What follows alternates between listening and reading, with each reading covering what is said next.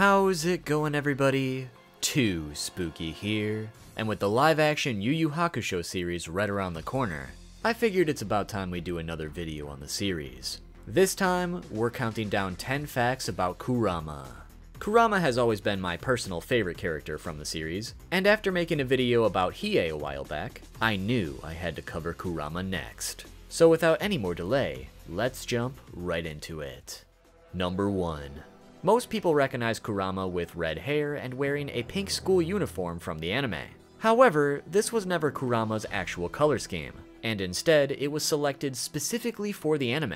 However, after the anime achieved massive popularity, that pink and red color palette stuck around. Instead, Kurama actually has black hair within the manga, although sometimes it was also portrayed as a very dark blue. The reason Kurama's black hair wasn't used within the anime is because at the time of the anime's production, there were apparently only 100 colors that could be used in animation, period. And because Yusuke already had black hair and Hiei already had black hair and a dark outfit, the animation team wanted Kurama to stand out in comparison to the rest of the main cast, opting to use a color palette from the cover page of Shonen Jump 38 back in 1991, that was also later used as the cover of Volume 4 of the manga, where Togashi drew each member of Team Urameshi with a different primary color, with Kurama's being pink. Outside of this one token example, Kurama has always been depicted with dark hair in every color page he's present in, and the only other time Togashi has drawn Kurama with red hair was in the Kazenban edition of the series released in 2005 after the anime's massive success, drawing Kurama with his red hair for Volume 10. However, for Volume 11, he once again drew Kurama with his dark hair instead.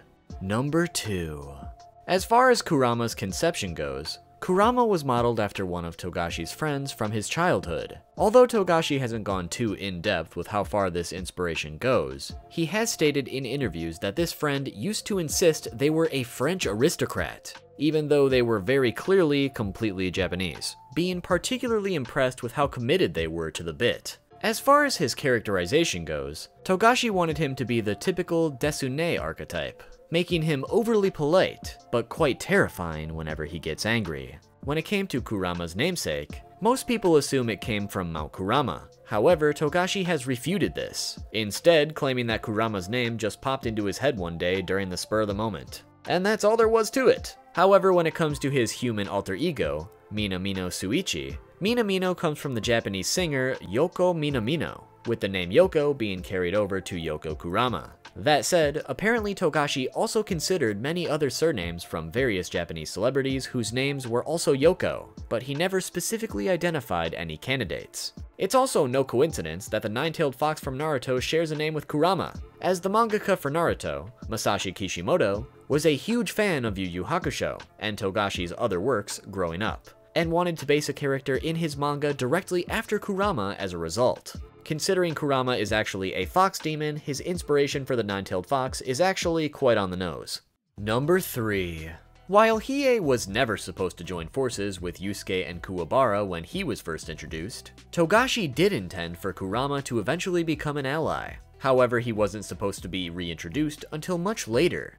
Yu Yu Hakusho was originally just supposed to be a comedy manga. However, it quickly became a fighting manga by accident. And after readers started showing immense interest in the series because of the battles, Togashi was pressured heavily to transition the manga completely into what we now know as typical battle shonen.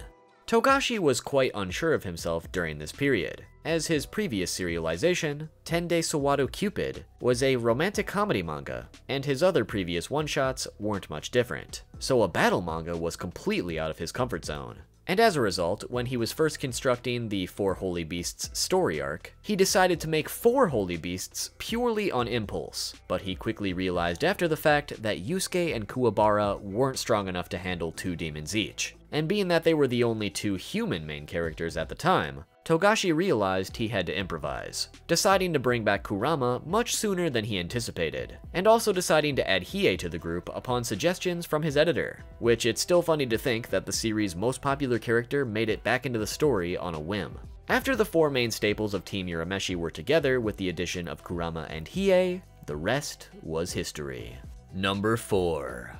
Kurama is the only character of the main 4 that didn't go shirtless in any battle. Oh, I'm a star! Please, I'm a star! Number 5. Kurama is 16 years old at the beginning of the story, and 19 years old at the end of the story, while Yoko Kurama is technically over 300 years old, but the exact age is still unknown. Kurama is also 6 foot or 183 centimeters tall while in human form, and 7 feet or 214 centimeters tall while in Yoko form. Number 6.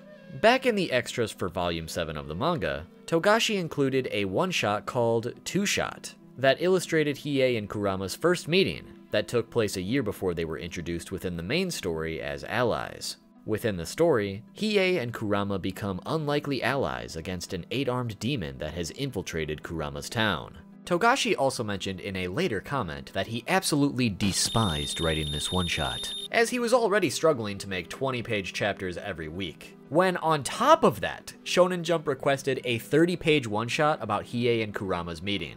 So in pure frustration, he created the whole one-shot without doing any sketches. And if you notice while reading it, a lot of the panels are lacking backgrounds, because he refused to request any help from the editorial department or assistance out of pure spite. Most anime-only watchers wouldn't have known about this one-shot's existence because it was never adapted within the anime's original run. That is, until it was finally adapted as an OVA in 2018 as part of the 25th anniversary Blu-ray release of the series. So if you watched the anime back in the day and are itching for more, here's something you might have missed.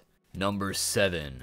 Kurama's original voice actress was Megumi Ogata, and Kurama was actually her first voice acting role. According to her, the auditions had a requirement that the character had to sound like a 17-year-old male, but also a member of the all-female musical theater group Takarazuka Revue, who portrayed both women and men during their performances. According to the Blu-ray extras from 2009, apparently Ogata received quite a bit of criticism from fans of the series for being a woman voicing a man. However, after the series continued on and Ogata was able to continuously give their all to the role, this criticism faded away.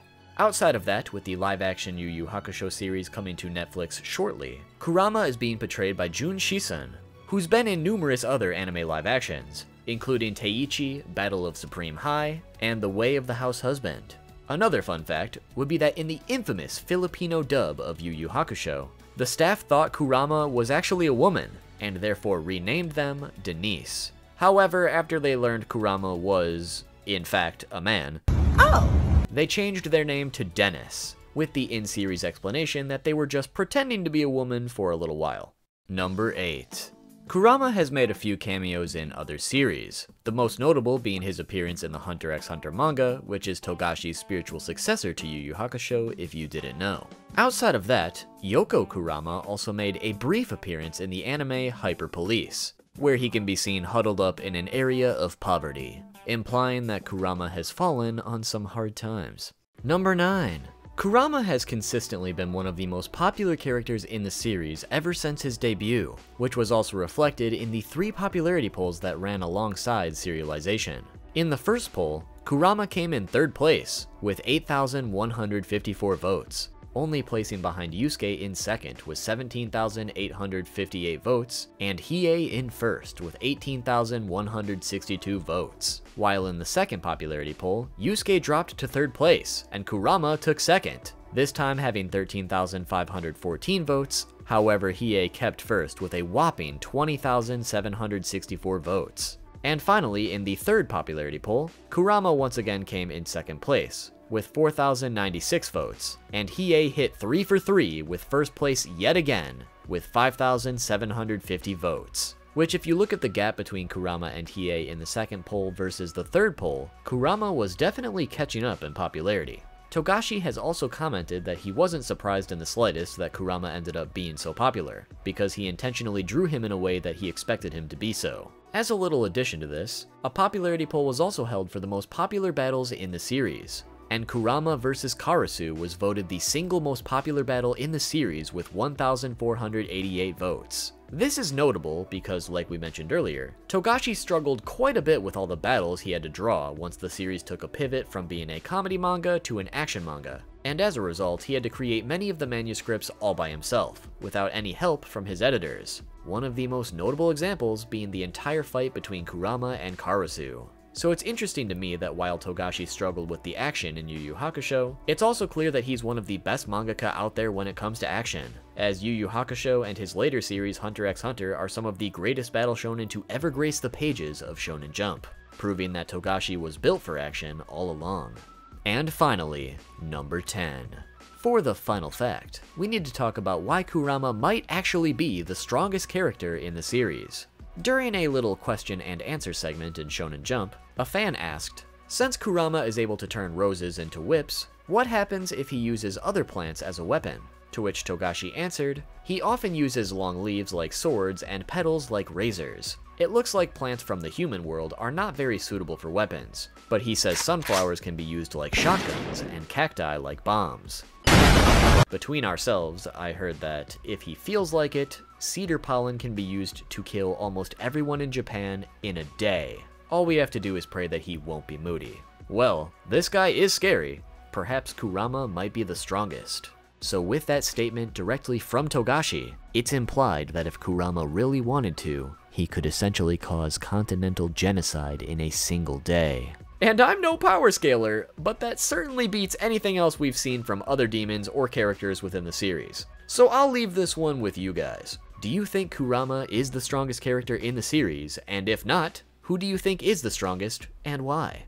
But there you have it everybody, 10 facts about Kurama from Yu Yu Hakusho. Hopefully you enjoyed the video and learned something new. If you did, make sure to drop a like. While you're at it, be sure to comment below which anime character you'd like to learn about next, and subscribe with those notifications on so you don't miss it. With the live-action Yu Yu Hakusho series coming up pretty soon, there's a chance I might do a video talking about it, so if you do want to see that, let me know. Otherwise, I've always got plenty of ideas cooking at all times. So the next video will be here before you know it. Thanks so much for watching, and I'll see you all soon with the next video.